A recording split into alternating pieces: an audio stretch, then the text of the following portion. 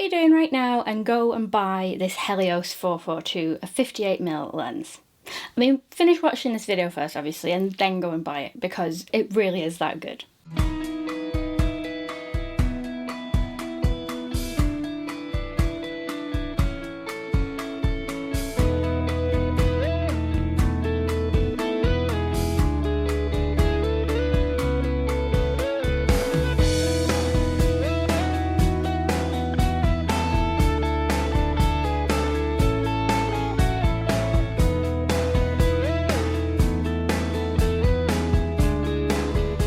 For those of you who don't know, the Helios 442 58mm f2 is an M42 lens, so it's not a micro four thirds lens, it's an M42 mount. And it's a classic for all of the people who adapt lenses, and for very good reason. Now, before I go into why I love this lens, I'm just going to brag a little bit and talk about how I got this lens.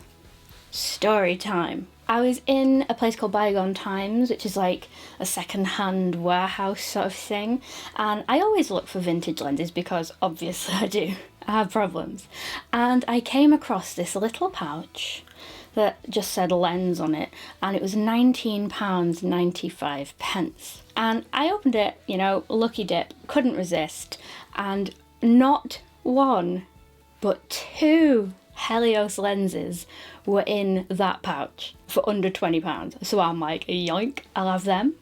And I've always wanted to buy this lens, but I haven't researched it too much, but I'm not going to turn down that for a bargain. There are a lot of Helios lenses in the ether. It's a very popular lens, and some are better than others. Not all of these lenses are made equal, and you can tell where a lens is manufactured by the little watermark that it has on it. Now, the first one in the box was a generic one, you know, it's good, it's not the best version historically, but seems to be in good condition. However, the second one inside that little pouch was a zebra one with the silver and black focus ring, which after my researching, it turns out is only responsible for 2% of all of the Helios lenses out there, and is one of the best made ones as well.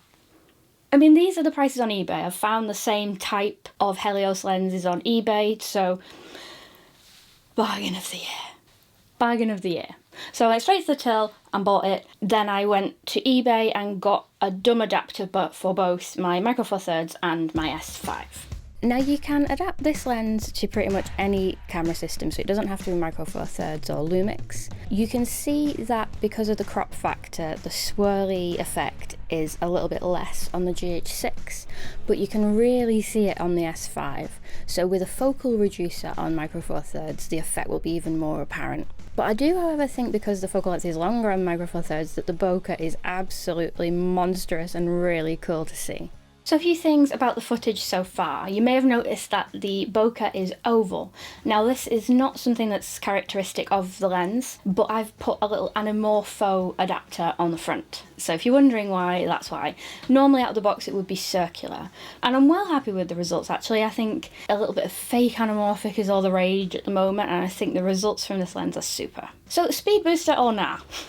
As you know, when you are attaching vintage lenses which are designed for full frame to a micro four thirds system, it doubles the focal length, and that can sometimes show off the faults in the lens a little bit more clearly. So for one, the 58mm becomes sort of 100 and whatever it is in terms of focal range, but it does also crop out a little bit of the swirly whirly bokeh as well. So at the moment I don't have a speed booster, but I think I will get one with sort of a 0.7 times crop. I'm bad at maths, bear with me.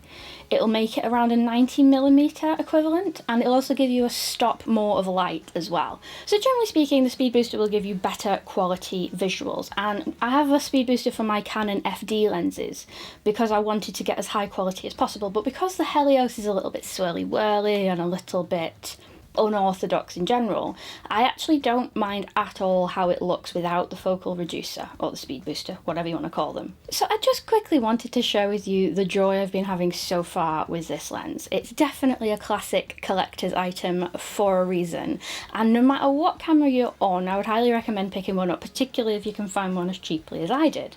It's great for photography, great for video, and even if you want to tinkle with some fake anamorphic looks, you can also adapt it with an ANAMORFAUX filter. So advice to buy. As I've mentioned, not all Helios lenses are created equal. So watch a YouTube video or 3 and find out the type of Helios lens that you want to buy. Or just look for the stripy one, which is the one I've got, which is blooming amazing and dead easy to spot a mile off. If I ever see any more of these in the wild, I'm definitely picking them up. Because that's the other thing with vintage lenses. You could buy 3 of the same lens, but because of time and character and different manufacturing places, they'll all look slightly different. And you don't get that with modern glass, do you? So it's always fun to experiment with. So I hope you like the photos and the videos. If you would like to learn more about some vintage lenses, watch this video next.